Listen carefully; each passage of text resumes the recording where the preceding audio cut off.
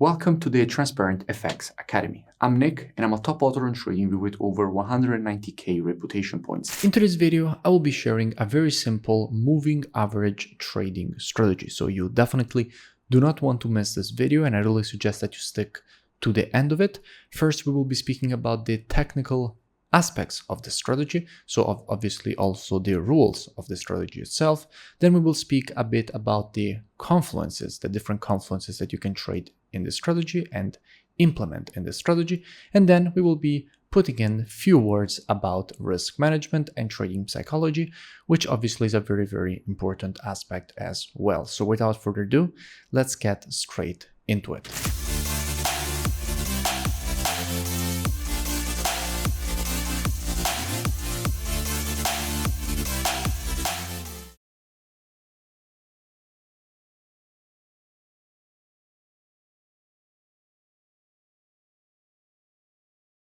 Okay, so let's start by, first of all, setting up our chart. Now, when it comes to the time frames of this strategy, we will have the daily time frame, which is our directional time frame, and the 4-hour time frame, which is our entry time frame. So we get the direction from the daily, and then we go down on the 4-hour time frame to pinpoint our entry, stop, and take profit according to the rules of this strategy. Now, since it is a moving average trading strategy, the first thing that we have to do is place our moving average on the chart. To do that from TradingView, all you have to do is click on indicators and search for moving average. What you will find here is moving average exponential. This is what you want to click. Once you have clicked on it, that will be automatically added to your chart. And at that point, you have to click on settings and change the length to 50. Because for this strategy, we will be using the 50-period exponential moving average. Now, what we can see here is that now we have our exponential moving average plotted. Now, what the 50 EMA actually is simply very strong dynamic support or resistance. What do I mean dynamic support or resistance? I mean that if the market is trading below it and it goes and tests it, what you expect is a rejection to the downside. So you expect it to act as dynamic resistance. If on the other side, you are trading above it, what you expect is for it to act as dynamic support. So you expect the market to test it and reject it to the upside. And with the rules of the strategy that I will now lay out for you, we're looking to trade this bounce either to the downside or to the upside. Now, first of all, I want to define all the rules. To do that, a very easy way is just to take an actual setup and break down all the steps one by one. The first thing that we need, looking at the daily time frame, which as I just said is our directional time frame, we want to be looking for a situation in which the market is actually testing the 50 EMA. For example, in this case, we are testing the 50 EMA from below. And what we want to see is the market reject the 50 EMA to the downside. So we are basically predicting and expecting and looking to trade the bounce away from the 50 EMA. So when on the daily time frame, you have the market testing the 50 EMA, that is the moment in which you drop down on the 4-hour time frame. Now, what are we looking for on the 4-hour time frame is for the 4-hour to break back below the 50 EMA. In fact, when on the daily you're testing the 50 EMA, on the 4-hour you will be above it if you are testing it from below. Same thing for a bullish setup, which we will then later on during the video analyze. If the market is coming from above, the 4-hour time frame will be below the 50 EMA. So in this case, we expect and need the market to create a break back below the 50 EMA before we can be looking for an entry. Let's see if the market actually breaks below it. So we need a 4-hour close below it. Now, this is the first candle, this one here, I think. Yes, this 4-hour candle here, as we can see, now just closed below the 4-hour 50 EMA.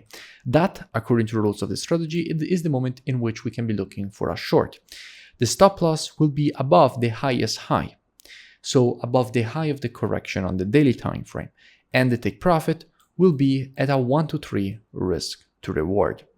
Now, if you're asking yourself, why are we looking for a minimum 1 to 3 risk to reward? Why are we looking to catch at least 3 times the amount of pips that we are risking for every single trade? The reason is very simple, and it is based on risk management, basically. This is a risk management strategy. In fact, if you're looking to have at least a 1 to 3 risk to reward, you can have a win rate which is only 30%. You can go as low as 30% and you would still be in profit. In fact, if we take 10 trades, okay, and we lose 7, so we have a 30% win rate. So we lose 7 trades. Now, 7 losses, if for example you're risking 1% per trade, will equal a loss of 7%, right? So it will be a minus 7%. On the other side, 3 winners, since we have a minimum 1 to 3 risk to reward, 3 times 3 is 9, so 3 winners will actually give you plus 9%, which means that total you would still be in 2% profit by having only a 30% win rate. Obviously, if the win rate increases, then you would go very, very higher exponentially. So according to the rules of the strategy, that is why we're aiming at least for a 1 to 3 risk to reward. Now, let's see if the market actually rejects to the downside and goes to hit our downside target. So what we can see here is that the market in fact smashed below the target for a very nice 1 to 3 risk to reward. This results on the daily time frame in a rejection away, in a bounce away from the 50 EMA, which is in fact exactly what we were looking to trade. Now let's keep going. Let's see if the market goes in fact back on the daily time frame, because now we're back on the directional time frame to test the 50 EMA. Now what we can see is that once again we're now testing the 50 EMA according to the daily time frame, and we're looking to trade once again the bounce to the downside. We're looking once again to trade the rejection lower. Now let's drop down on the 4-hour time frame, because at this point what we have to wait for is for the market to break back below the 50 EMA. What we can see is that we are at the moment from a 4-hour perspective way above it, so nothing really interesting here. Okay, as we can see, this was the first candle which closed below it. So at this point, this is where, according to rules of the strategy, we can be looking for this potential short. The stop loss would be above the highest high. The take profit would be, as we said before, for a 1 to 3 risk to reward. Now, let's see if the market manages to melt to the downside quite nicely. So at the moment, first the market creates a move to the upside, but fails to break above the high, which is the reason for which the stop loss must be protected always above the highest high to decrease the probabilities of it actually getting hit. And what we can see is that at the moment, this is actually a still running situation in profit, but still not hit the take profit.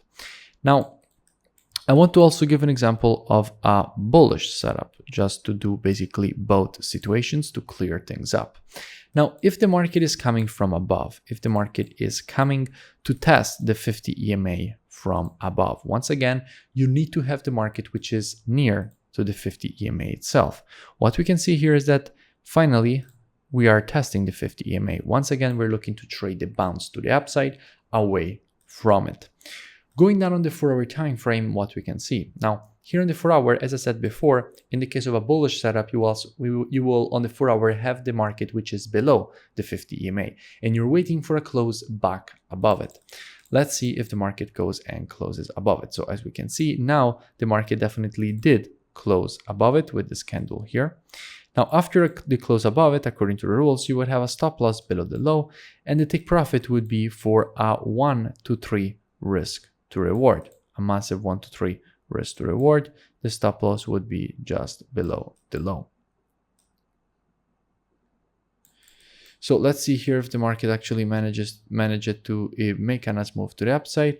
So in this case, you can see that the market did in fact manage to make a move all the way to the upside and hit take profit for a 1 to 3 risk to reward for this setup, rejecting the 50 EMA to the upside, which is in fact what we expect with this strategy. So this is actually a very, very simple strategy. Now, as I said before, when it comes to risk management, risk to reward, those are the most important things. For any trading strategy, you will have losing streaks, okay? So situations in which you're losing trade, or overtrade.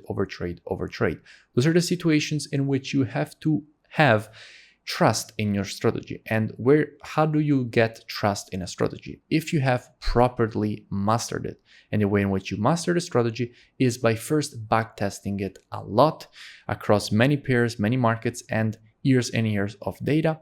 Once you know more or less what kind of losing streaks a specific strategy can create, and you really feel the strategy because you have seen it perform in many market situations in which you had ranges, trends, and basically every possible situation that you can test. At that point, you're supposed to go into the demo trading phase, in which you're demonstrating the strategy and basically demonstrating to yourself that you can actually execute the strategy and the rules of the strategies successfully over and over again. At that point, that is the moment in which you can start thinking about going live.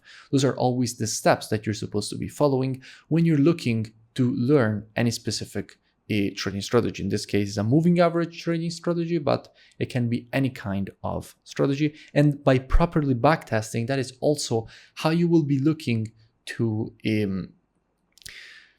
tweak the strategy, to adjust it to your own trading needs and trading personality, because this is obviously a concept, okay? A concept of a potential moving average trading strategy, but then you have to optimize it and internalize it for your own trading strategy and trading plan and your own trading needs when it comes to your personality. So you always have to follow the steps to master any kind of strategy. If you enjoyed the video, make sure that you smash that like and comment below. It really does support the creation of more free analysis education and updates for all of you, because obviously it helps with the YouTube algorithm, and I will see you in my next video.